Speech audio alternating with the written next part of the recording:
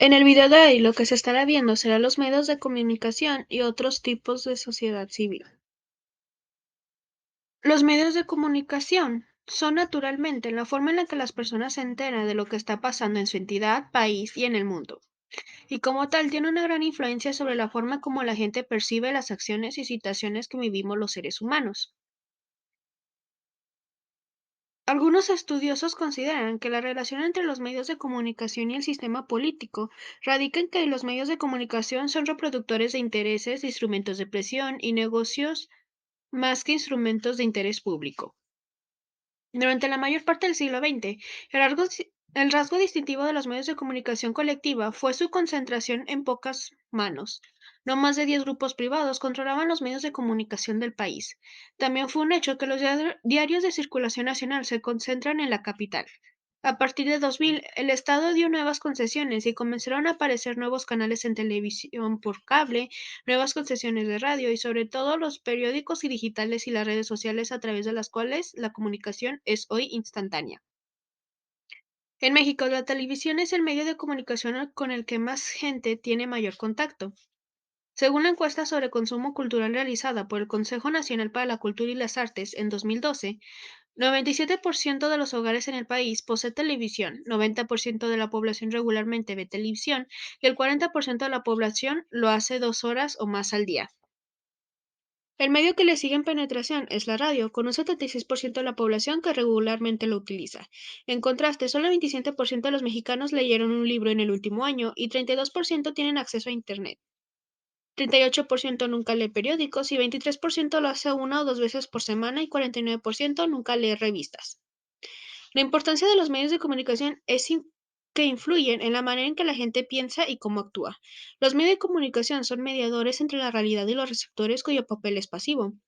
Reciben a través de los medios una reconstrucción de la realidad, que es, de alguna manera, procesada. En nuestro país, los medios de comunicación son de las instituciones a las que los ciudadanos les tenemos más confianza. Solo las universidades, la Iglesia, el Ejército y la Comisión Nacional de Derechos Humanos son más confiables para los mexicanos que los medios de comunicación. En un balance de opiniones y ciudadanos entre mucha confianza y nada de confianza, los medios tienen un más del 13.7%, mientras que los partidos políticos, la policía y los diputados son las instituciones en las que menos confiamos, con un balance negativo del menos 30.3%, menos 33.8% y menos 32.2%, respectivamente. Eso significa que los mexicanos confiamos más en los medios de comunicación que en nuestros políticos, lo que acrecenta aún más la influencia e importancia de los medios en nuestra sociedad. Dada la alta credibilidad que gozan los medios de comunicación y la enorme penetración que la televisión tiene entre la población, podemos asegurar que la televisión es el medio que más influencias tiene sobre la vida de los ciudadanos y como tal es el más poderoso del país. Como se vio en la unidad 2, cada agente económico persigue sus propios beneficios e intereses. La tarea del gobierno es asegurar de que la búsqueda de estos no perjudiquen a la población ni al país. Un estudio sobre publicidad en México reveló que los niños estaban expuestos a alrededor de 11 anuncios de comida chatarra por cada hora de televisión que veía, lo que equivalía a cerca de 12.000 anuncios de esos productos al año. ¿Crees que se debe hacer algo al respecto de los anuncios de comida chatarra? ¿Cuál debería ser el papel del gobierno? ¿Cuál el de las televisoras? ¿Y cuál el de la sociedad civil ante el problema? ¿Se te ocurre alguna organización que pudiera estar interesada en promover que se regule o no se regule la publicidad en estos productos en la televisión?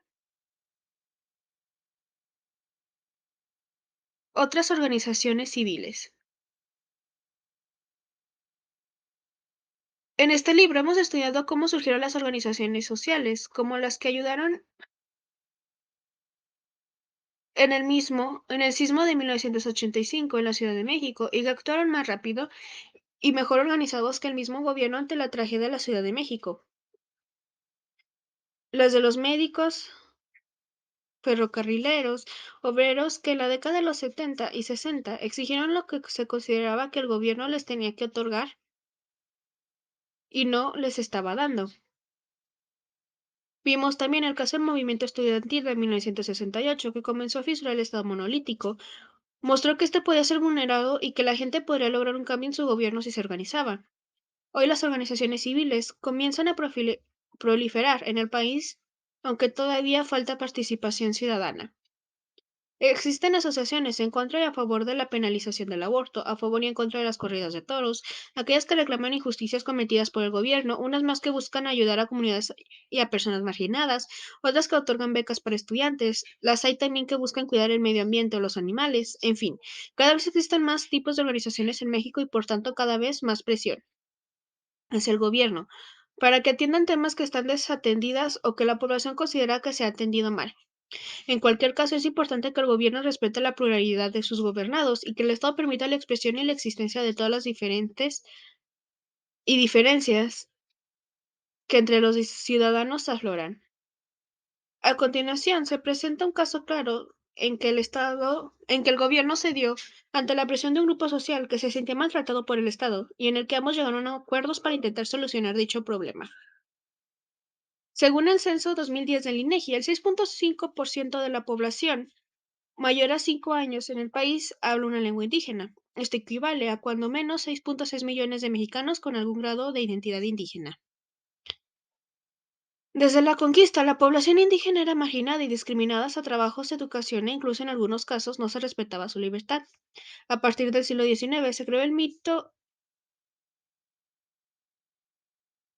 integracionista de que todos en México somos mestizos y tenemos la misma entidad, lo que en los hechos dificultaba reconocer la diferencia entre las entidades de los mexicanos y por tanto les negaba la propia. Por otra parte, después de la revolución y hasta mediados del siglo XX, se buscó integrar a la población indígena a los modos, sociedad, cultura y lenguaje predominante en el país, y después por algunas décadas se olvidó el tema.